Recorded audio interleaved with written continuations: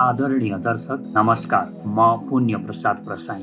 नेपालका धेरै राजावादीहरूलाई एउटा के विश्वास छ भने भारतले नेपालमा राजतन्त्र फर्काउनेछ। जब नेपालमा अलिकता राजनैतिक गोलमाल हुन थाल्छ, यहाँका राजनैतिक दलहरू एक अर्कामा आरोप प्रत्यारोपमा उत्रन थाल्छन् र यहाँ राजनैतिक दलहरूभित्र पनि अनेक किसिमका विवादहरू सिर्जना हुन थाल्छन्, तब यहाँका राजावादीहरूलाई के लाग्छ भने अब राजा फर्किँदैछ। यो साउनसम्ममा राजा फर्किन्छन् भनेर धेरैले भविष्यवाणी समेत गरेका छन् र अहिले धेरै ज्योतिषीहरू च्याउ जस्तो फेसबुकतिर उम्रेका छन् र उनीहरू भक्काभक यस्तै खाले उटपट्याङ भविष्यवाणीहरू गरेकै छन्। यिनीहरूको भविष्यवाणीमा एक रत्ती पनि तुक हुँदैन। नेपालका जति पनि यस्ता भविष्यवाणी गर्ने भविष्यवेत्ताहरू छन्, यी सबै सी ग्रेडका ज्योतिषीहरू हुन् र यिनीहरूलाई ज्योतिषको ज्ञान रत्तीभर पनि छैन।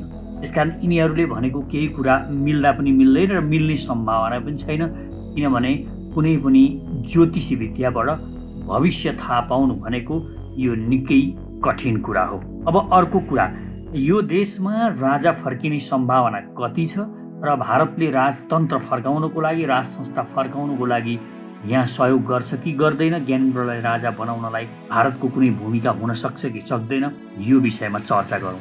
नेपालका राजावादीहरूलाई परेको यो नै सबैभन्दा ठुलो भ्रम हो कि भारत नेपालमा राजतन्त्र फर्काउन चाहन्छ, भारत नेपालमा हिन्दू राष्ट्र फर्काउन चाहन्छ।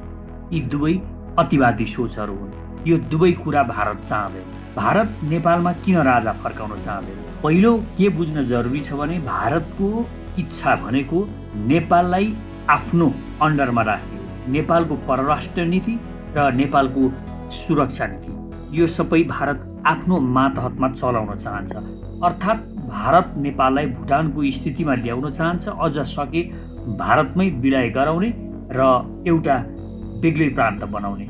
यो उसको अन्तिम सोच हो। यस्तो सोच जुन राष्ट्रको हुन्छ, त्यो राष्ट्रले यहाँ राज संस्था जस्तो संस्था स्थापित गराएर कुनै संस्थालाई बलियो बनाउँछ भन्ने विश्वास गर्ने कुनै पनि आधार हुँदैन, किनभने उसले यो सब परिस्थिति सिर्जना गर्नको लागि, यो गन्तव्यमा पुग्नको लागि, यो लक्ष्यमा पुग्नको लागि जहिल्यै पनि नेपालको राजनीतिक स्थितिलाई गोलमाल पारिरहनुपर्छ, यहाँको पानी धमिलो बनाइरहनुपर्छ।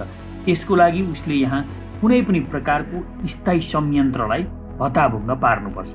यही अनुरूप भारतले 2007 सालदेखि नै राजतन्त्रलाई उखाल्ने प्रयास गरेको थियो र त्रिभुवनलाई राष्ट्रपति बन्न प्रेरित गर्नेदेखि लिएर अरू धेरै कुराहरू, महेन्द्रलाई हटाउने, महेन्द्रमाथि बम प्रहार गर्ने, यी इत्यादि कार्यहरू जति पनि कामहरू भएका छन्, ती सबै भारतको चलखेलमा भएका छन्। 2046 सालमा जुन जनआन्दोलन भएको थियो, त्यसमा पनि भारतको एउटै उद्देश्य थियो, यो शक्तिशाली रूपमा रहेको दरबारलाई यहाँबाट उखाल्ने र त्यो खाली ठाउँमा आफ्नो शक्ति प्रयोग गर्ने। र यसको लागि उसले यहाँका कम्युनिस्टहरूलाई सशस्त्र आन्दोलन गर्न उत्साहित पनि गरिरहेको थियो। र 2046 सालको जनआन्दोलनले कुनै पनि किसिमले राजा फालिने नदेखेपछि वीरेन्द्रले बुद्धि पुर्याएर उल्टै यहाँका दलहरूसँग सम्झौता गरिदिएकोले भारतको रणनीति फेल भएको थियो। त्यसपछि यहाँको राजतन्त्र फ्याँक्नको लागि भारतले नै प्रचण्ड बाबुरामहरूलाई बोकेर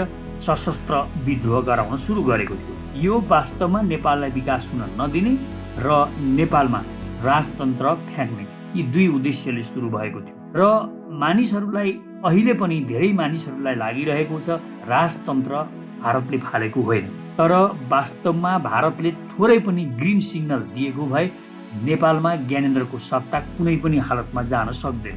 यो सम्भावना नै थियो, तर भारतले यो चाहँदैन थियो, किनभने दरबार पावरफुल भइन्जेल, दरबार रहन्जेल त्यो पावरफुल हुन्छ, शक्तिशाली हुन्छ र त्यसमा शक्ति केन्द्रित हुने भएकोले उसले जति सक्दो यहाँबाट राजतन्त्र हटाउन नै चाहन्थ्यो र त्यही अनुरूप नै उसले यहाँका दलहरूलाई स्कुलिङ गरिरहेको थियो। परिणाम राजा ज्ञानेन्द्रको सत्ता जान र स्वयं राजा ज्ञानेन्द्र यहाँबाट राज संस्था नै जानको लागि भारतले कुनै पनि प्रकारको सहयोग नगर्नु र उसलाई कुनै पनि किसिमको एक्सन यदि ज्ञानेन्द्रले लिएको खण्डमा सैनिकले पनि, नेपालको सैनिकले पनि उनलाई सहयोग गर्दैन र उनको जीवन नै खतरामा पर्न सक्छ, उनको पुरा परिवार खतरामा पर्न सक्छ भनेर भारतले ज्ञानेन्द्रलाई डर देखाउनु प्रमुख कुरा हो। र यही डरको कारणले ज्ञानेन्द्रले सहजै सत्ता छोडे। त्यो यस्तो समय थियो चीन पनि नेपालमा माइक्रो म्यानेजमेन्ट गर्नपट्टि लाग्दैन।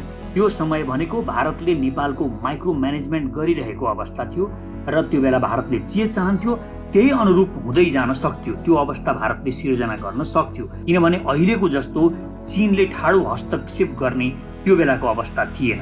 नेपालमा जुन शक्ति हुन्छ त्यही शक्तिलाई प्रयोग गर्ने चीनको रणनीति थियो। तर अहिले भने चीनले खेल पनि खेल्ने गर्छ। यहाँका शक्तिहरूलाई फुटाउने भन्दा चीनले मिलाउनपट्टि लाग्छ भने भारत यहाँ अस्थिरता सिर्जना गर्नको लागि शक्तिहरूलाई फुटाउनपट्टि लाग्छ।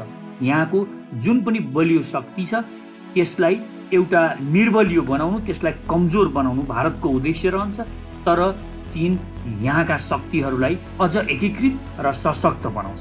त्यसकारण अहिलेको जस्तो अवस्था त्यो बेला नभएको कारणले त्यो बेला भारतले चाहेको भए निकै कुरा गर्न सक्थ्यो, राजा राख्न पनि सक्थ्यो, तर भारत त्यो कदाचित पनि चाहँदैन थियो। र अर्को एउटा कारण, नेपालमा किन राज संस्था हुँदैन, नेपालमा राजा किन अहिले तत्काल आउने सम्भावना छैन। पहिलो तो भारतले नचाहनु एउटा पक्ष भइहाल्यो। दोस्रो पक्ष भनेको यहाँ ज्ञानेन्द्रको छवि राम्रो नहुनु हो। ज्ञानेन्द्र बदमास हुन्, उनको पञ्चायत कालदेखिकै इतिहास एउटा बदमासीको इतिहास छ। उनलाई धेरै धेरै अभियोग लागेको छ भने दरबार हत्याकाण्डमाथि पनि उनै ज्ञानेन्द्रमाथि अभियोग लागेको छ र नेपाली जनताहरू ज्ञानेन्द्रलाई विश्वास गर्दैनन् र यिनी ज्ञानेन्द्र यो देशको राजा हुनको लागि योग्य छैनन् भन्ने मान्छन्। यसैको परिणाम पनि उनलाई राज संस्था फर्किन गाह्रो परेको छ। दोस्रो, राज परिवारमा अहिले कुनै पनि त्यस्तो सम्मानित व्यक्तित्व छैन, लोकप्रिय व्यक्तित्व छैन र जनप्रिय व्यक्तित्व छैन। पारस एउटी केटीसँग घुमेर हिँड्छन्, उनको र राजनीति नै उनले त्यागिसकेका छन्। यो अवस्था छ भने र बेबी किङको कुरा गरेर नातिहरूलाई अगाडि सार्ने हो भने पनि केका लागि भन्दाखेरि त्यसको कुनै जवाफै छैन त्यो तर्क। र ज्ञानेन्द्रको पनि छवि राम्रो नभएको कारणले गर्दा कुनै लोकप्रिय राज संस्थाको व्यक्ति भएको भए तत्काललाई यो सम्भावना देखिन्थ्यो पनि होला। भोलिका दिनमा जनताहरूले यो चाहना राख्न पनि सक्थे र कुनै ठुलो परिवर्तनको लागि भित्री शक्तिले मात्र हुँदैन, जनताको शक्तिले मात्र हुँदैन, बाहिरी शक्तिको पनि आवश्यकता पर्दछ। र राजा चाहने बाहिरी शक्ति अहिले विश्वमा छैन। नेपालमा राज संस्था राखेर फाइदा हुने कुनै पनि विश्वको शक्ति अहिले देखिँदैन। न चीनलाई फाइदा छ, न भारतलाई फाइदा छ, न त अमेरिकाले नै चाहन्छ। कसैले पनि कुनै पनि विदेशी शक्ति सशक्त रूपमा नउभिएको कारणले पनि यो सम्भावना न्यून छ, सम्भावनै छैन भने पनि हुन्छ। र अहिले पनि भारत राज संस्था चाहँदैन। यो किन चाहँदैन भने राज संस्था हुनसाथ राजामा शक्ति केन्द्रित हुन थाल्छ र यो स्थायी शक्ति बन्छ र स्थायी शक्ति भारतको चाहना होइन। मैले अगाडि नै भनिसकेँ, भारतको अल्टिमेट चाहना भनेको नेपालमाथि हस्तक्षेप नै छ र नेपालमाथि हस्तक्षेप गर्नको लागि उसले राज संस्था चाहँदैन। उसले राज संस्था कुन बेलामा चाहन सक्छ? यदि यहाँका दलहरूबाट उसको कुनै पनि आकाङ्क्षाहरू, भारतका आकाङ्क्षाहरू पुरा नहुने भए र चीनको दबाब सधैँ नै रहने भयो, यो दबाबमा भारतका कुनै पनि रणनीतिले काम गरेन भने भारतले एउटा थपनाको रूपमा राज संस्था राखेर राज संस्थालाई उभ्याएर यो राज संस्थाबाट आफ्ना रणनीतिहरू पुरा गर्नको लागि यो खेल खेल्न पनि सक्छ। तर यो खेल खेल्नको लागि उसले निकै लामो यात्रा गर्नुपर्ने र जनताको विश्वास पनि नहुने, यस्तो काममा लाग्दा जनताको विश्वास पनि नहुने भएको कारणले यो सम्भावना पनि निकै न्यून छ। अहिले यहाँका दलहरूप्रति जनतामा एक किसिमको वितृष्णा छ र जनताहरूलाई के लागिरहेको छ भने यो दलहरूको कारणले यो देशको विकास नभएको हो, यो देशको भलो नभएको हो। यदि राज संस्था भएको भए हुन्थ्यो होला भन्ने अहिलेका नयाँ युवा पिँढीहरूमा यो लागेको छ भने पुराना पञ्चायती शासन सत्ताको बेला मोज मस्ती गर्ने अर्को खाले वर्गमा पनि यो भावना छँदैछ, जसले पञ्चायती कालमा लुटमार गरे, ज्ञानेन्द्रको शासनकालमा लुटमार गरे। ज्ञानेन्द्रको शासन सत्ता देखेका र उनको खराबीहरू देखेका आम मानिसहरूको लागि उनको छवि कहिल्यै पनि राम्रो छैन र अहिले नयाँ पिँढीका जो युवाहरू आइरहेका छन् उनीहरूलाई पनि केही भ्रम परेको हुन सक्छ। तथापि राजनीतिक दलहरूले सुधार गर्न सकेनन् भने यो खाली स्थान भोलि राज संस्था चाहिन्छ भन्ने मागले भरिन सक्छ, त्यो आवाज बुलन्द हुन सक्छ। तर त्यो राज संस्था ज्ञानेन्द्रको राजा नेतृत्वमा नै हुन्छ भनेर विश्वास गर्ने कुनै आधार छैन। राजा ज्ञानेन्द्रले प्रत्यक्ष र संवैधानिक दुवै किसिमको शासन गरेर हेरे, तर दुवैमा उनले पकड जमाउन सकेन। यो कारण मुख्य भयो उनी हट्नुमा र नेपालबाट राज संस्था र हिन्दू धर्म हट्नुमा। साथै उनको सेनामा पनि राम्रो पकड देखिएन। सेनामा पनि त्यो बेलाको स्थितिमा कटुवाललाई त्यो बेलाको स्थितिमा भारतकै पकड देखिएको कारणले गर्दा उनको पतन सुनिश्चित जस्तो भयो। उनले चीनसँग पनि राम्रो सम्बन्ध बनाउन सकेनन् र जनताको मन जित्ने कुनै पनि किसिमका काम गर्न सकेनन् र जनाधार छैन भन्दै सधैँ राजा ज्ञानेन्द्रले संवैधानिक राजतन्त्र मान्ने काङ्ग्रेस जस्तो दललाई पनि चिडियाकै गरे। गिरिजाप्रसाद कोइरालाको अपमान गरेको गरे। यसरी काङ्ग्रेससँग टक्कर गरिरहनु पनि उनको पतनको मुख्य कारण थियो। कुनै पनि दल, जनता र विदेशी शक्ति कोही पनि राजा ज्ञानेन्द्रको समर्थनमा नउभिनु नै उनको पतनको मुख्य कारण थियो, न त यहाँका हिन्दूहरूमा नै उनलाई राख्ने कुनै आकाङ्क्षा नै थियो। अर्थात् यसो भनौँ, सबैतिरबाट राजा ज्ञानेन्द्र एक्लिनु नै उनको पतनको मुख्य कारण थियो र अब पनि त्यो स्थिति राम्रो बनेर गएको छैन र उनको पुनर्स्थापना हुने तत्काल अहिले सम्भावना कतै देखिँदैन। के तपाईँलाई यस्तो लाग्छ कि राजा ज्ञानेन्द्र चाँडै पुनर्स्थापित हुनेछन् र यो देशमा राजतन्त्र आउनेछ भन्ने तपाईँलाई विश्वास लाग्छ? तपाईँ के ठान्नुहुन्छ? आफ्नो कमेन्ट गर्नुहोला। धन्यवाद। जय सचेत नेपाली।